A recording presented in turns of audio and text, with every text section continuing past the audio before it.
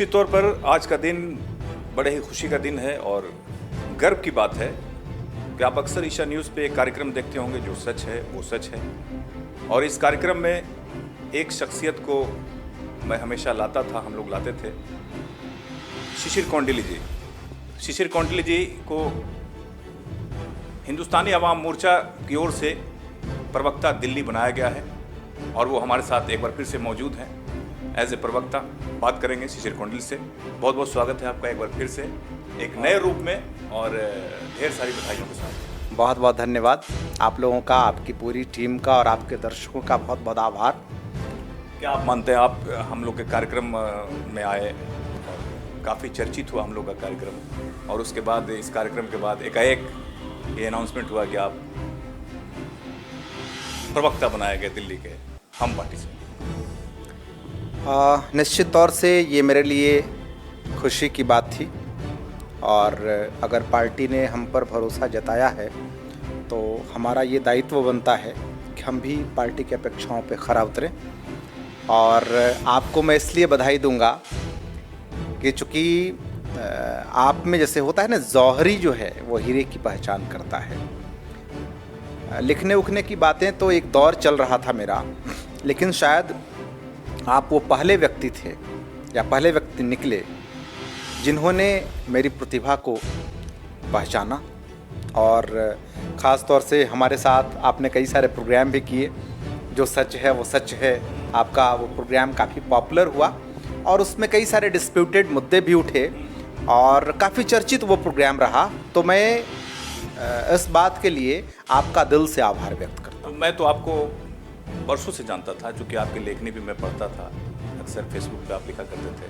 और इस कार्यक्रम के बाद हमारे नंबर पे भी बहुत सारे कॉल्स आए और कॉल्स में ये पूछा गया कि कौन आदमी है, बहुत अच्छा बोलते हैं, इतना अच्छा बोलते हैं, कहाँ से लाए हैं। तो मैं चाहूँगा कि सबसे पहले आप अपना परिचय दीजिए, आप कहाँ के रहने वाले हैं। देखिए, नाम तो आपने मेरा बता ही दिया है और वैसे मेरा जो रिहायश है वो यहीं पे होरिलगंज जो मोहल्ला है वहीं का मैं निवासी हूँ। और ख़ास तौर से जो मेरा पैतृक गांव है वो जहानाबाद ब्लॉक के अंतर्गत ही डोहिया से कहते हैं, बिल्कुल जहानाबाद डिस्ट्रिक्ट हेडक्वार्टर के पास में ही वो गांव है। और अभी वर्तमान में चूँकि दिल्ली में मैं पत्रकारिता में था और करीब 12 वर्षों तक अलग अलग टेलीविज़न चैनल में पत्रकारिता करने के बाद 2019 में मैंने वैसे पत्रकार और वकील कभी रिटायर्ड नहीं होता, लेकिन मेन स्ट्रीम मीडिया से मैंने खुद को अलग कर लिया। और वैसे राजनीतिक विश्लेषक के तौर पे आपने भी हमें बिठाया और भी जगहों पे एक आध दो जगह 4 जगह बैठने का मौका मिला, जिन्होंने मुझे समझा उसी हिसाब से। और अभी वर्तमान में मैं वकालत के पेशे से जुड़ा हूँ। एक जो सबसे बड़ा सवाल है, क्योंकि आप फेसबुक पे लिखते थे, सोशल मीडिया पे भी आपका आता था, तो आपके विचारों की बात करेंगे। पहले आपके विचार कुछ और थे, लेकिन अब आप हम पार्टी के प्रवक्ता जब बनाए गए तो निश्चित तौर पर आपके विचार भी बदलेंगे। इसमें कितनी कठिनाई आपको? देखिए, मेरा जो कोई विचार था वो ऐसा नहीं था कि जिससे इस राष्ट्र को कोई क्षति पहुंच पाए, लेकिन एक बात थी कि मैं कुछ मुद्दों को जो उठाता था वो काफ़ी विवादास्पद होते थे। ऐसा भी मैंने इन बातों को देखा है।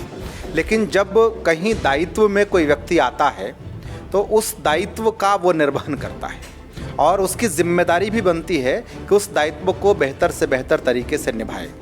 तो मैं पूरी कोशिश करूँगा कि अगर हिंदुस्तान आवाम मोर्चा ने हमारे ऊपर भरोसा जताया है, एक विश्वास के साथ हमें अपना प्रवक्ता नियुक्त किया है, तो मैं पूरी कोशिश करूँगा कि हम पार्टी की जो अपेक्षा है उस पर खरा उतरें। जीतन राम मांझी जी जो आपके मतलब हेड हैं आपके पार्टी के, किस रूप में उनको आप देखते हैं? क्योंकि उन पर कई बार इस तरह का एक शक के दृष्टिकोण से भी देखा जाता है कि आज यहाँ हैं तो कल वहाँ चले जाएंगे।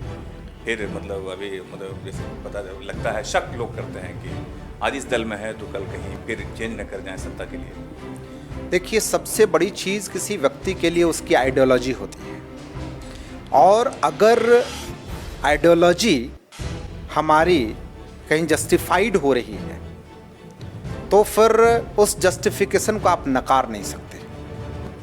जैसे अगर मान लिया उन्होंने एक पार्टी बनाई तो पार्टी आइडियोलॉजी से चलती है, पार्टी कोई नाम से नहीं चलती। और अगर कहीं भी आप हैं, चूँकि आज जो है पूरे देश भर में, कोई बिहार की बात नहीं है, पूरे देश भर में एक गठबंधन की राजनीति चल रही है।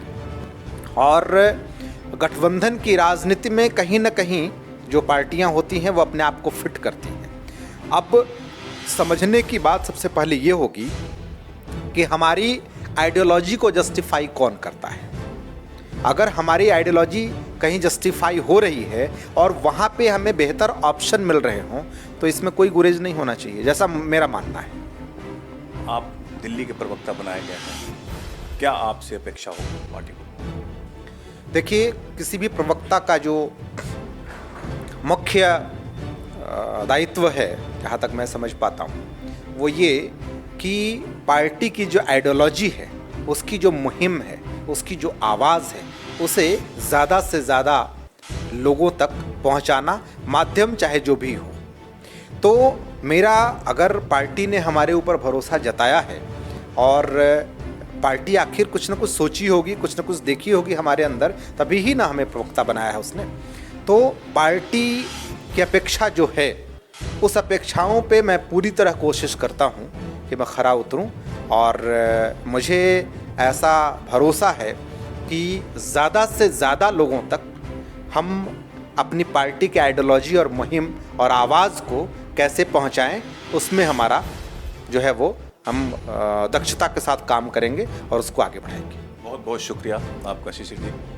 धन्यवाद, बहुत बहुत आभार एक बार फिर आपको भी और आपके दर्शकों को भी, जिन्होंने मुझे पूर्व में भी बहुत प्यार और दुलार दिया है।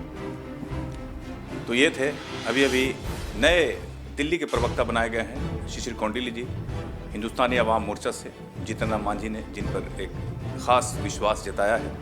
अब देखना होगा ये अपने कार्यों से, अपनी आवाज़ से हम पार्टी को कितना लाभ पहुंचा पाते हैं और आम जनता को इससे कितना लाभ हो पाता है। दीजिए इजाज़त, नमस्कार।